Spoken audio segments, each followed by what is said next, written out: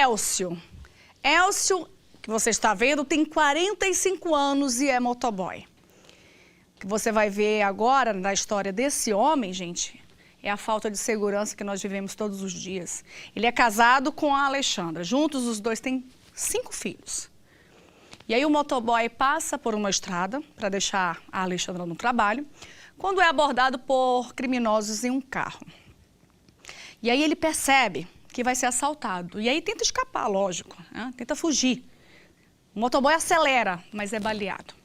Ele ainda tenta pilotar, mas cai metros assim à frente. E aí sabe o que os bandidos fazem? Os bandidos se aproximam. Aí, a imagem que você está vendo é o local do crime. Eles se aproximam, gente, e eles simplesmente tiram o capacete e executam a vítima na frente da esposa, essa esposa que vocês viram, a Alexandra. E até agora, ninguém foi preso. Até agora, a polícia não deu resposta contra esse crime, que aconteceu em Santana de Parnaíba, que fica na Grande São Paulo. Os assaltantes levaram a moto de Elcio, mas abandonaram na cidade vizinha, que fica Carapicuíba, que fica bem ao lado de Santana de Parnaíba. E aí a esposa, Alexandra, olha o sofrimento, sem acreditar. E o que essa mulher está passando, infelizmente, muitos brasileiros estão passando por conta da falta de segurança. E até agora eles estão aí, soltos, fazendo outras vítimas. Põe na cidade. Cercada pelos familiares dentro da delegacia, a viúva está em choque. O que será que passa na cabeça de uma mulher que presenciou a morte do homem que amava? Mais cedo, Alexandra estava neste local, Estrada dos Romeiros, altura do número 260, em Santana de Parnaíba, na Grande São Paulo. O corpo caído no asfalto é o do marido dela, o motoboy Elcio Costa Borges, de 45 anos. Ele deixou 5 filhos, mas também era considerado um pai para os 10 irmãos que, assim como ele, vieram de Minas Gerais em busca de uma vida melhor em São Paulo. O José Antônio que o diga. Ele deixa uma grande saudade no coração da gente, a gente está com o coração partido, porque é uma pessoa de exemplo. Ele sendo meu irmão mais novo, era como se fosse meu pai. Uma pessoa querida por todos, pela família, pelos filhos, está todo mundo em choque aí. Os filhos dele, a gente também como irmão. O assassinato foi aqui nesse trecho que faz parte do trajeto percorrido todos os dias de manhã, quando o Elcio saía para levar a esposa ao trabalho. Foi por volta das 5h30, o céu ainda estava escuro. 2 homens dentro de um carro se aproximaram. Um deles mandou o casal parar a moto. O Elcio se recusou e continuou seguindo em frente. Nesse momento, levou o primeiro tiro que atravessou o tórax. Acabou perdendo o controle da moto e caiu próximo à guia. Então, esse homem que estava armado desembarcou. Chegou bem perto da vítima e deu mais 5 tiros a queima-roupa, direto no capacete. A esposa recebeu a ordem de olhar para o lado. Ela apenas ouviu o que estava acontecendo sem poder fazer nada contra esse assassinato frio e covarde. A polícia, por enquanto, trabalha com a hipótese de latrocínio, roubo seguido por morte, porque no momento dos disparos, os ladrões queriam o alarme da moto, pareciam mostrar interesse no veículo. Mas 5 tiros a queima-roupa contra o rosto da vítima? O delegado responsável pelo caso acha isso muito estranho. De fato, a moto foi levada pelos bandidos, mas em seguida foi abandonada em Carapicuíba, que não fica longe do local do crime. Um vizinho do Elcio contou que teve uma moto roubada de uma forma parecida no mesmo local, mas a dele nunca mais foi vista por aqui. Tirei minha moto novinha, 2014. O que acontece? Eu estava voltando do serviço e, infelizmente, na hora que eu estava voltando, veio 2 indivíduos numa moto, 2 rapazes novos e roubaram eu. Isso acontece com frequência aqui? Rapaz, eu vou falar pra você, tem um tempo que isso já vem acontecendo, hein? Não foi só a minha, foi de várias pessoas. Tenho 2 amigos meus que já roubaram a moto deles também. Complicado esse negócio aí. Apesar da onda de assaltos a motociclistas na região de Santana de Parnaíba, a esposa do Elcio se lembrou de uma situação, no mínimo curiosa, ocorrida há alguns dias. A ficha só foi cair agora que o marido dela foi assassinado como explica o José Antônio. Ele estaria no shopping com a esposa dele e ele percebeu alguém indo em volta da moto dele. Ele percebeu e esse carro também acabou seguindo ele na saída do shopping. Então que a gente cobra aí da justiça aí, que procura nos esclarecer o que houve mesmo com meu irmão. É o mínimo. Policiais são surpreendidos por uma quadrilha em fuga. Os bandidos atiram sem parar. Um dos PMs é atingido na perna. O outro policial, olha aí, faz de tudo para salvar o colega e o leva às pressas para o hospital. Esse é o momento, hein, gente? O caso aconteceu em agosto no Rio de Janeiro, mas as imagens só foram divulgadas agora. E aí você vê o momento do tiroteio. Põe no ar. Os dois policiais militares estavam dentro de uma viatura parada quando foram surpreendidos por um intenso tiroteio.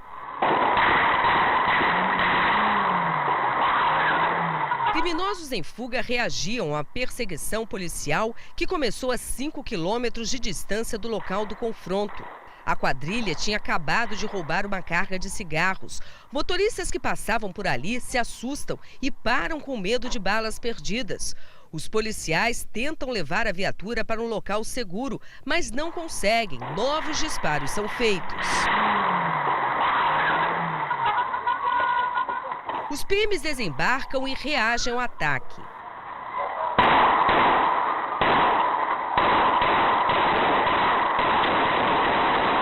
Veja o momento em que o soldado Santa Rosa é atingido na perna por um tiro de fuzil.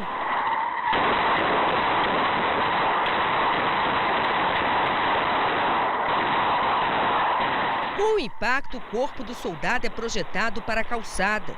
Mesmo trocando tiros com os bandidos, o outro policial tenta levar a vítima para trás do poste, mas os criminosos avançam.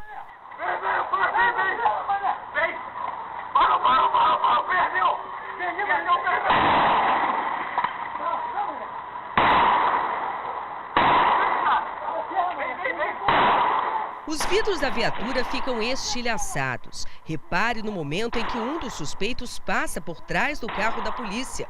O homem está de preto e carrega um fuzil. A situação se acalma e começa o desespero para salvar o soldado ferido.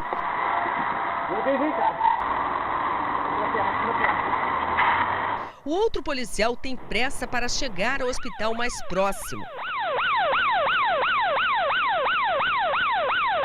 As imagens foram registradas por 2 câmeras instaladas dentro e fora da viatura. O soldado baleado era lotado aqui no batalhão de Rocha Miranda e tinha 6 anos de polícia militar. Depois de 2 meses internado, ele perdeu a perna e agora vai ser aposentado. O outro policial, que nada sofreu, continua trabalhando normalmente nas ruas. O ataque aconteceu em agosto do ano passado. 2 bandidos foram mortos e um preso. 2 pistolas e 2 fuzis foram apreendidos e a carga de cigarro recuperada.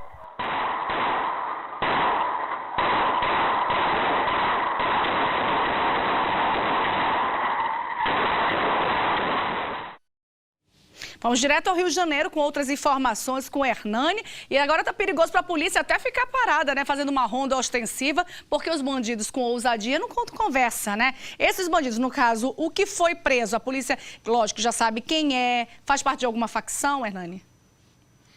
Olha, faz parte de uma área controlada por traficantes. São criminosos do Morro do 18, em Água Santa, na zona norte do Rio de Janeiro, uma região extremamente perigosa que tem uma quadrilha formada por pelo menos 50 traficantes. A maioria desfila dia e noite com fuzis. Portanto, são homens extremamente perigosos e a gente vê que o tiroteio realmente foi intenso, as pessoas ficaram apavoradas. Por sorte, motoristas e pedestres não foram atingidos por balas perdidas. E você vê aí, ó, a ousadia dos criminosos que chegaram bem perto do carro da Polícia Militar, Fabiola. Isso está se tornando comum, né, Hernani? Não, por conta dessa situação, o que acontece hoje no Rio de Janeiro, muitos policiais militares, é claro que oficialmente a PM não confirma, mas a gente conversa com policiais nas ruas, muitos, quando precisam fazer esse policiamento baseado com a viatura parada em determinados pontos, o que eles fazem? Não ficam dentro dos veículos. Ficam em pontos afastados do carro porque sabem que os veículos da PM parados se tornaram alvos no Rio de Janeiro. É verdade, tem que tomar todo cuidado. Obrigada, meu querido, pelas informações, Hernani, como sempre, né? Eu adoro. Quando fala assim, Hernani tá no link, eu adoro, porque ele me ajuda a fazer o programa. Pode jogar no peito dele, meu filho, que ele vai embora. E eu amo demais, meu amigão. E olha, gente, 4 menores de idade são pegos pela polícia. Eles faziam vários arrastões em pontos de ônibus. E na última ação do bando... Olha aí, tudo de costas. Gente, eu acho isso uma palhaçada. Presta atenção, a imagem aí. Sabe por quê? Porque é o tal menor de idade, minha gente, que não pode mostrar o rostinho, mas que pode pegar uma arma e fazer o que quer, né? Com a gente. Essa é a verdade. Os menores e outros 3 comparsas renderam as vítimas com uma arma de brinquedo. E uma das vítimas conseguiu chamar a polícia. Os assaltos aconteciam sempre na frente da Universidade Federal do Espírito Santo em Vitória, justamente aí, nessa parada, onde vocês estão vendo. Põe no Cidade. Os 4 menores, entre 14 e 17 anos, foram encaminhados à delegacia de Vitória. Segundo a Polícia Militar, eles são suspeitos de participarem de arrastões cometidos em vários pontos de ônibus em frente à UFES, em Jardim da Penha. Este jovem de 19 anos é uma das vítimas. Eles abordaram com armas de brinquedo, que de repente foi muito rápido. Eles chegaram para conversar com a gente e de repente avisaram um assalto. A vítima estava com amigos em um bar na Rua da Lama. O local fica movimentado à noite e os pontos de ônibus cheios, principalmente no período da madrugada. A vítima contou que estava neste ponto quando a arrastão aconteceu. Isso por volta das 3h30, 4 horas da manhã. Os suspeitos, 7 jovens, um deles armado com um revólver de brinquedo, ameaçavam as vítimas. Mandavam todos abaixarem a cabeça e ninguém ligar para a polícia, mas uma das vítimas conseguiu acionar os CIODs. Com os menores apreendidos, os PMs encontraram 3 aparelhos celulares e uma arma de brinquedo. O celular da vítima, avaliado em R$ 1.500, não foi recuperado. É muito desanimador você gastar sua vida toda nas suas coisas e uma noite a pessoa destruir a vida de todo mundo. E uma briga de casal acaba em morte. José Florindo é o principal suspeito de matar a esposa Sara. Ele está foragido.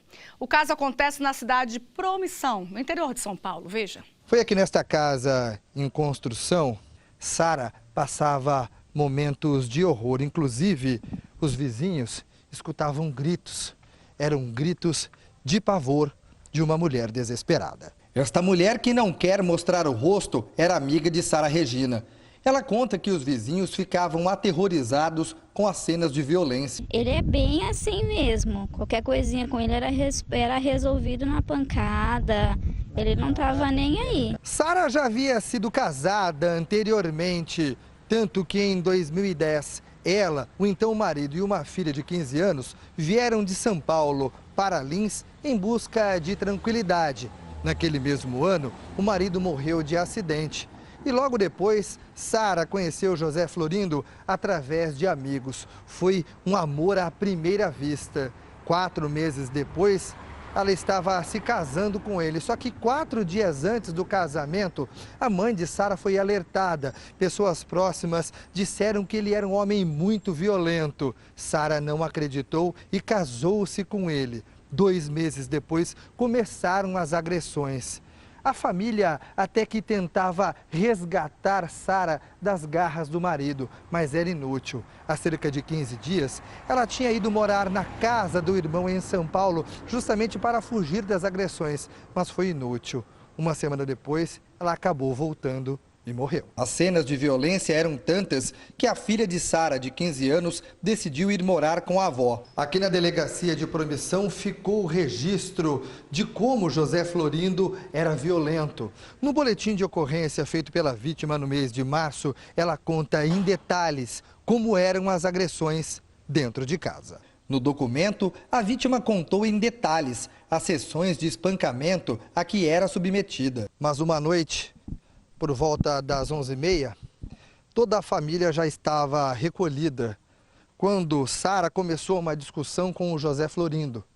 José Florindo que, quando bebia, ficava ainda mais violento. Depois de uma intensa discussão, o José Florindo pegou uma faca e atingiu a Sara violentamente. Ela tentou se defender, mas foi atingida de novo. Em seguida, desesperado, ao ver a mulher sangrando e morta, ele saiu correndo e foi até a casa de um irmão. Chegando lá, disse: eu matei a Sara.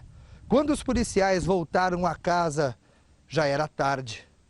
Sara estava morta. Na casa, a polícia encontrou uma agenda. Nela, a vítima contava como se fosse um diário os espancamentos. É mais uma prova que a polícia pretende usar contra José Florindo, que continua foragido.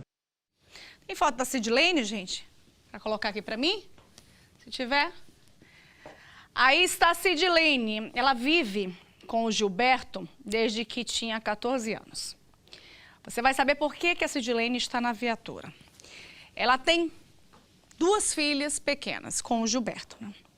Que tem 33 anos. Olha só, ela está presa, por quê?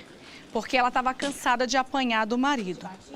Eles estavam morando juntos e ela era sempre agredida. Agora, com 29 anos, Sidlene, que estava cansada dessas agressões, começou a dizer que estava com ódio do marido.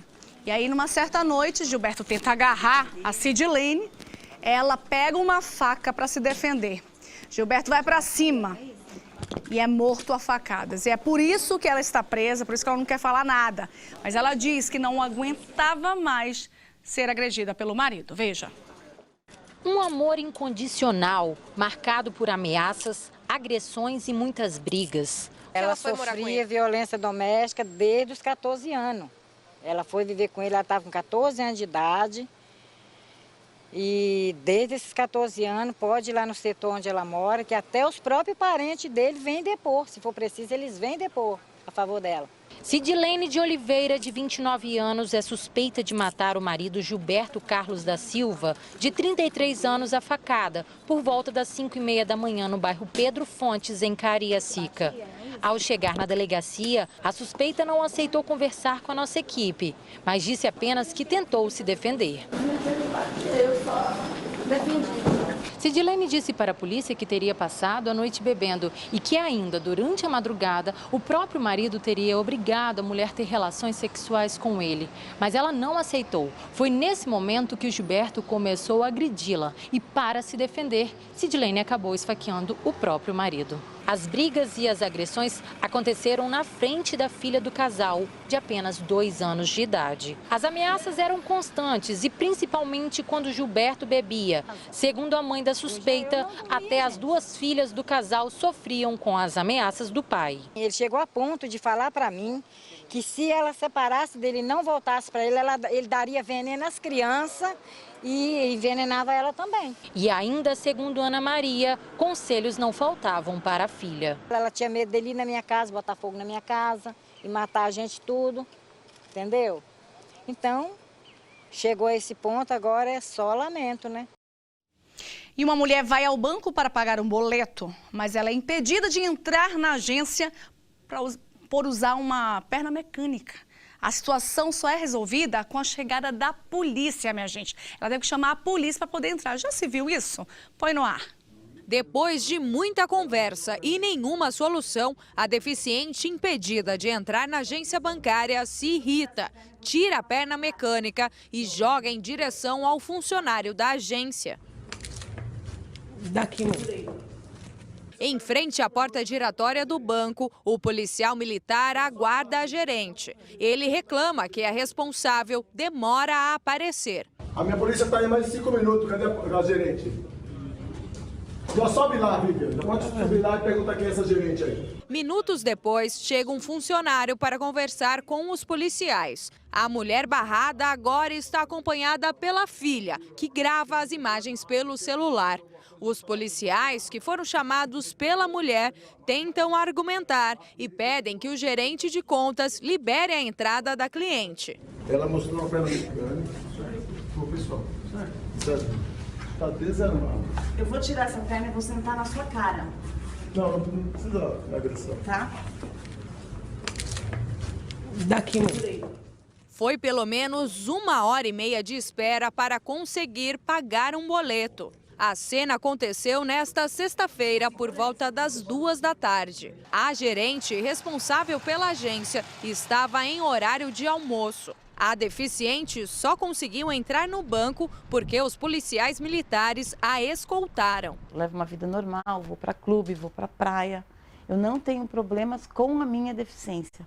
Toda vez que eu chego numa agência bancária, eu já me identifico como portadora de necessidades, que eu uso uma perna mecânica, para evitar todo esse transtorno. De vez eu chegar e entrar direto na porta, porque vai apitar, eu já me comunico com o segurança.